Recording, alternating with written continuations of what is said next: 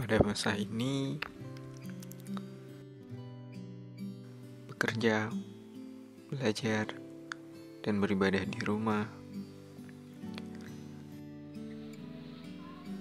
kita dipaksa menjaga jarak fisik, setidaknya 2 meter dari orang lain, menghindari kerumunan, dan kalimat "aku belum bisa pulang untuk sementara waktu" menjadi sering kita dengar.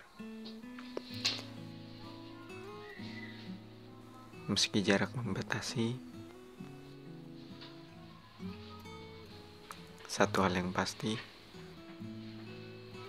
berusaha tetap terkoneksi.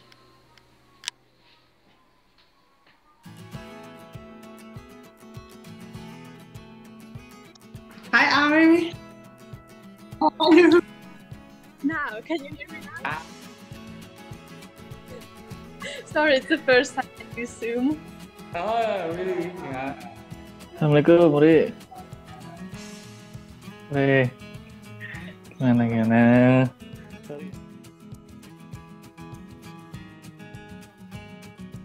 Actually, in Denmark, we started opening up a little bit again.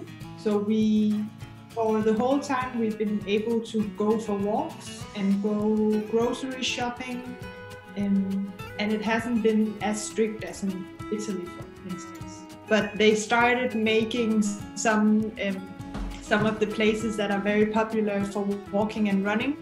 They have made that a one-way street, so you can only walk one way, and that's just, you can't go back.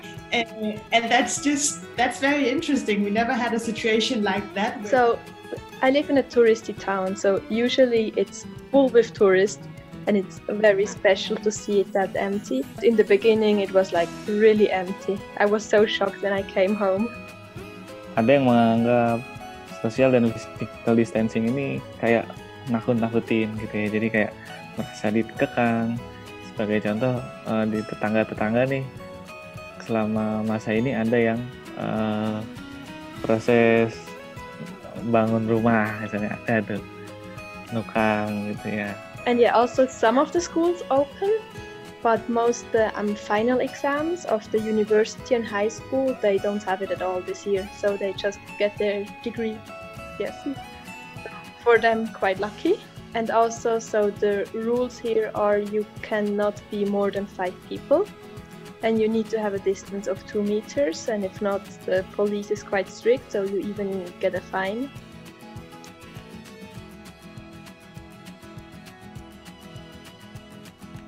I've just been more in the kitchen. I think everyone has been more in the kitchen every day cooking.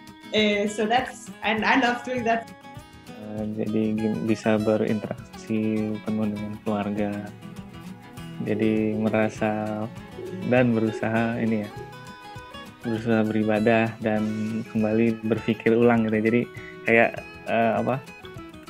membangun kembali rencana ke depan itu gimana gitu, nggak sekedar terhanyut ke dalam rutinitas gitu ya. Jadi ada waktu buat itu. Konsekuensinya jadi waktu yang termakan ya digunakan, dialokasikan buat berbagai macam hal produktif. Menurut saya jadi lebih banyak, malah jadi lebih produktif ya. Also my friends, they started to appreciate more the little things. We're surrounded by mountains and they never appreciated that, but now they really enjoy it, going for a walk in the nature.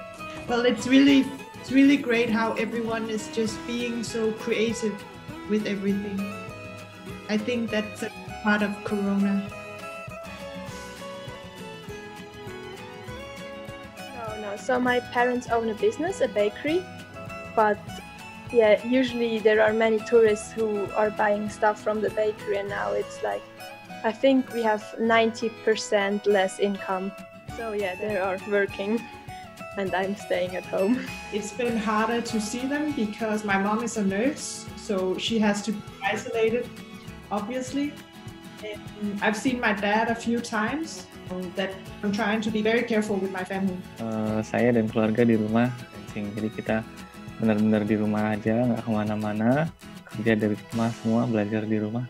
Aktivitas sekolah dan kerja stop ya, yang di luar, tapi semua di rumah. Since I'm living alone, I did decide those few friends, and we have been seeing each other a lot. So I hope that they're not tired of me by this point. Ada yang kehilangan kerjaan, ada yang pendapatannya turun drastis, dan itu dalam skala yang signifikan gitu.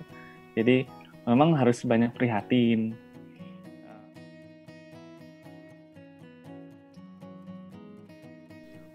It was nice to see and to speak to you again, and I hope you're well and stay safe and healthy. It was really great talking to you and seeing you again. Bye. Gitu ya. Oke, sama-sama lancar-lancar ya. Assalamualaikum. Bye.